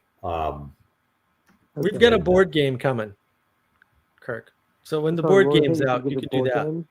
Yeah. Okay. That'll help with the right brain, presumably. More than chess? I mean, because it seems like the board game would have a similar problem of trying to calculate. A board game will very often have a lot more people dynamics in it, depending on the structure of the game. It's a like cooperative board game. Negotiation and cooperation. So something like Pandemic, right? Where you've got to plan ahead and like try and cooperate to things as a goal. That'll help with your participatory muscles there. It probably would. If for no other reason than you get people to sit still for a while without a screen in front of them. You get people to, like a lot of what people find very helpful about Lectio Divina meditations is when they see, and this was like a lot of homilies too. Like this was actually a format they gave us in seminary. If you wanted to use it, was the 4-page homily. You'd have biblical problem, biblical solution, real world problem, real world solution, right? And you could arrange those pages and however you wanted to. And that's a poetic way of informing things. And some of your better homilies, like, just end up kind of doing that 4-page format there. So I would say that Mark's stuff probably won't hurt prayer practices. And then if you look at also a lot of the really successful programs that we've got, like Focus, Fellowship of Catholic University Students, which is blown up, not just in the United States, but is now, going international. Like their bread and butter of Bible stories is basically just, or Bible studies, is basically just, hey, everybody, we're going to read this Bible story together and we're going to see if that applies to our lives right now. And then you just do that as a group. And that is extremely close to the things that Mark has described as the practices that he has. The big one is exploring narrative meaning. And that's the capstone, right? That's at the end after you've gotten them to do other things. But the reason why it works is because you've broken up, we'll say, the properly discretized steps of prayer and practiced them, in an ordering of some kind, and then you have all the pieces. And then what happens is they just end up going to church. Like, I don't know, it just happens. So I'm like, that's good enough for me. See you later, bye. Right. And that was born of the Lectio Divina practice that John modified from the Catholic practice. Well, we modified it to be a group practice because I recognized early on, no, John, all the things you're doing only work in a group. These things should not be done by themselves. But I already knew that because I was already an experienced meditator. So I was already well aware, not only the dangers, because I've seen people go off the rails, but also of why it doesn't work and why what John was doing in the meditation series does work. You'll figure out how to get Corey the Discord invite. I will figure out how to get him to Mark of Wisdom since he can't find it. But yeah. I will ping you, Corey. Yeah. I'm curious, do you have a Discord, Father? I have a little one that's used to coordinate my my book clubs, but there's no action on it besides book club business. Okay. So yeah, I presume participating in a book club would be good for the right brain participatory, non-linear way of thinking, because you'd be able to cultivate inner subjective ways of dealing with narrative. Mm-hmm. And then you do that as a group, and like you get like when we're really cooking, and it's nice when it happens. It's like all of us are kind of discovering things together. It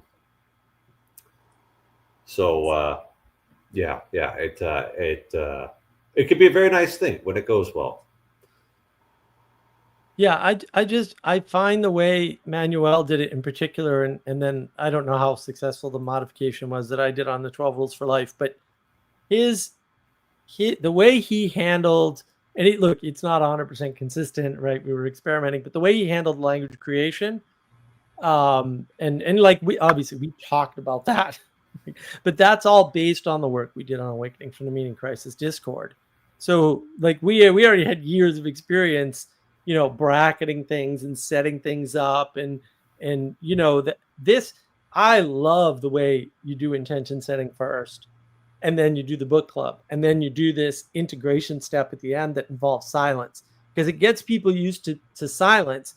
But then also, there's talking after that, and there's all kinds of magic behind it. There's little weird things, like when you were meditating on the Discord server, what we discovered is if you have a dedicated meditation hall channel, and then you go there, maybe you go, slightly before the meditation starts, but you don't actually talk and say hi to anybody first. Way better for everybody. And that I will argue, perhaps incorrectly, but I will argue that is a feature, right? And it's actually a good thing for meditation. If it's not meditation, then I have no opinion. But we just found, by accident, that was a good idea for the meditation Well, series. it's the same way that we want people to behave in church, right? We've got a big narthex, hopefully a big narthex, and if you want to chit chat with somebody, you just go ahead and do it in the narthex. We even have couches, depending on how big it is. Some places even have couches you can sit down. But when you go into the church, it's time to be quiet, right? And you were just trying to figure out how to get like the separation between the chit chat space and the quiet space to work on a Discord server. And the way is that you just don't start chit chatting. You just get right into the quiet. And now we're here to do this. Yep. Yeah. Yeah, I didn't know that church. I've never heard of a narthex before. How do you spell it? Nartax. It's interesting. In newer church buildings, the narthexes are getting bigger. So like churches built through about 1950, 1960 usually don't have much for a narthex. And I think that's because it was kind of unnecessary, because people had other places for communion with each other, friendship, neighborhoods, villages, that sort of thing. And then it's like, oh boy, we're all bowling alone now. We need to like kind of fix this. And so the narthexes are getting bigger, so that in addition to having the place of worship, the nave and the sanctuary, we've got like this place where people can just not be alone so much and might be able to make connections. And so my home parish in Fargo, St. Anne and Joachim, has a huge narthex. You don't see many that are quite that big. It's a big church too, so it's like it's proportional. It's proportional to the number of people inside. But it's like, yeah, that was dedicated in 2009, and it was important, or 2010, one of the two. But it was like, yeah, they had to.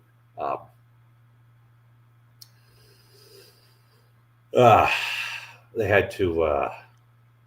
have to do that now, because restoring fellowship. That was the one thing that the Protestants were really, really good at, because they were break away from Christendom. They had to develop all those things, right, in order to survive. But the Catholics are struggling with, we'll say, understanding how to reinstate Christendom. Yeah. Yeah. Do all churches have a narthex? No.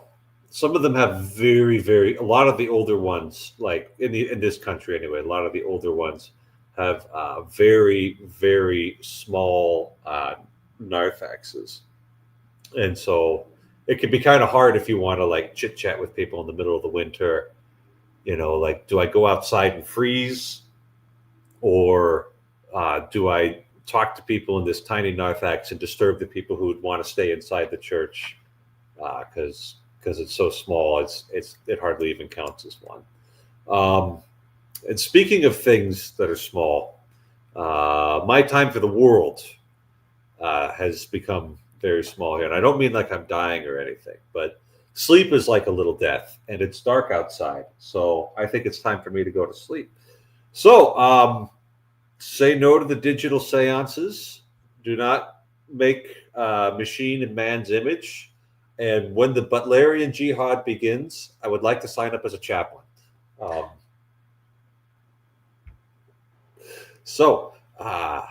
I have to say other than that is good night, and God bless you all. Good night.